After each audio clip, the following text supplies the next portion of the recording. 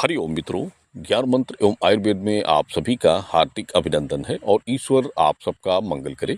मित्रों, इस वीडियो में आप सभी को गर्भधारण से संबंधित कुछ बातें बताएंगे और मासिक डेट के अनुसार भी कुछ जानकारियां आपको देंगे। चूंकि कई लोग इस विषयों में प्रश्न करते हैं, तो इस वीडियो के माध्यम से आप सभी को उस विषय में कुछ जानकारी देंगे और ये जानकारी महत्वपूर्ण रहेगी जिनका ये प्रश्न रहता है। देखिए, गर्भधारण एक मूल प्रक्रिया होती है और ये हम पहले भी लोगों को बता चुके हैं कि जो आप कंसीव करते हैं ये सबसे मूल प्रक्रिया होती है, क्योंकि ये एक नींव होता है संतान प्राप्ति के लिए।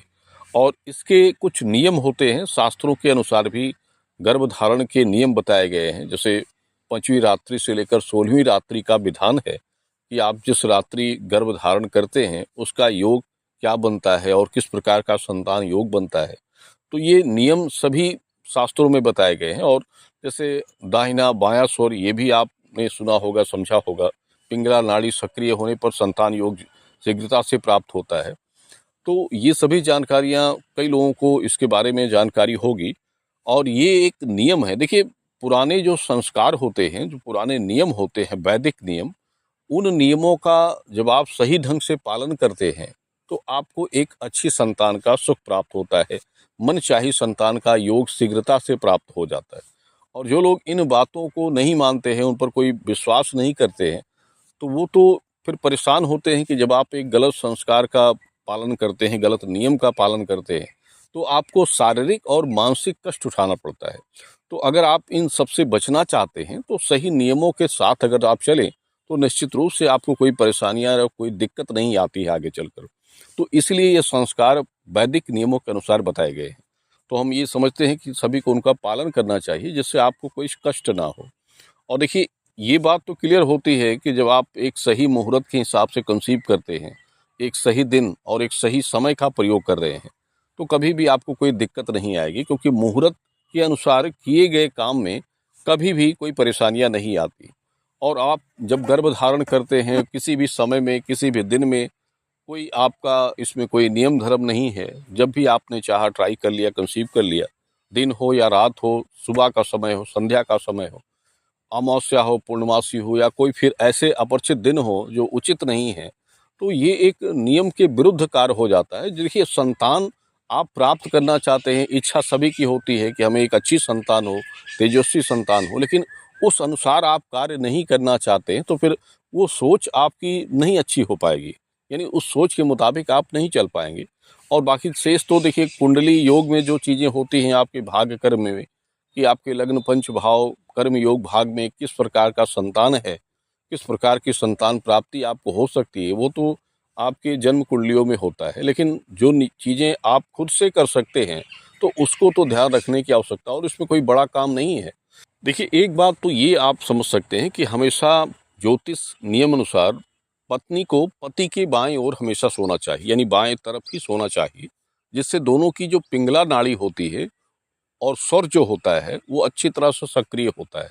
तो इससे एक मनचाही संतान योग भी प्राप्त करते हैं और साथ ही साथ संतान शीघ्र प्राप्त होने का योग भी आपको जल्दी बनता है, शीघ्रता से हो जाता है।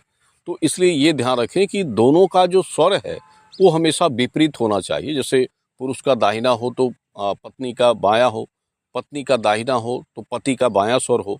यानी अगर दोनों का एक ही स्वर रहेगा तो कभी आप गर्भधारण नहीं कर पाते। हमेशा स्वर विपरीत होना चाहिए। अगर दोनों का स्वर विपरीत होगा, दायां या बायां स्वर, तो तभी आप कंसीव जल्दी कर पाते हैं और दोनों स्वरों से ही दोनों प्रकार की संतानें प्राप्त होती है। बाएं और दाहिने स्वर से ही संतान योग उसी प्रकार के बनते हैं।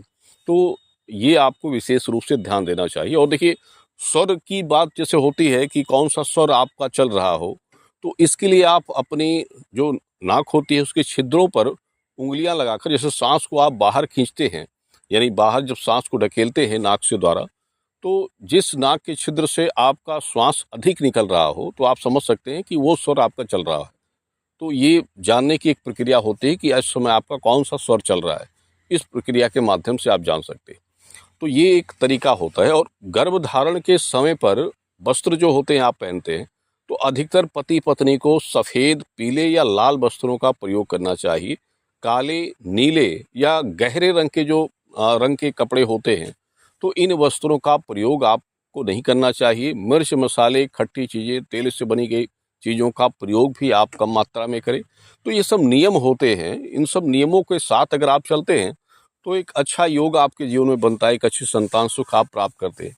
और देखिए एक बात ये भी है कि जैसे हमने पहले भी बताया कि जो मासिक डेट आती है, मासिक डेट की तारीख, ये बहुत महत्वपूर्ण चीज़ होती है कि मासिक डेट जो आपकी आई है, तो वो डेट का मुहूर्त किस प्रकार से बन रहा है, उस डेट के हिसाब से आपका संतान योग किस प्रकार से बन रहा है।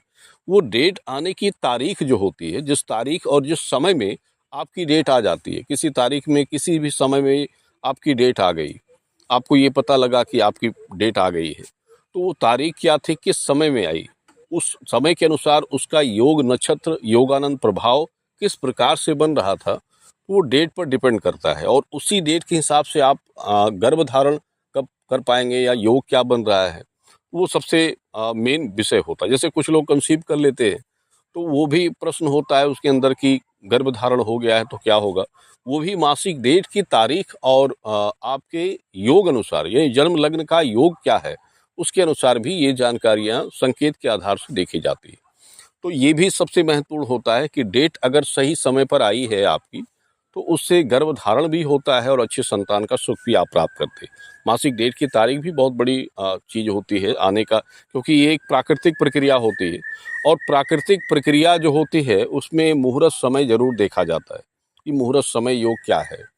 तो ये चीज़ें आपको समझनी चाहिए। और कुछ लोग जैसे मानते हैं कि इन पर कोई विश्वास नहीं है, एक अंधविश्वास की तरह लेकर चलते हैं, तो वो एक अपनी सोच होती है। लेकिन जो वैदिक संस्कार हैं, तो उन संस्कारों के अनुसार अगर आप चलते हैं तो एक अच्छी संतान, गुणी योग संतान, संस्कारी और दीर्घायु संतान का सुख आप प्राप्त करते हैं।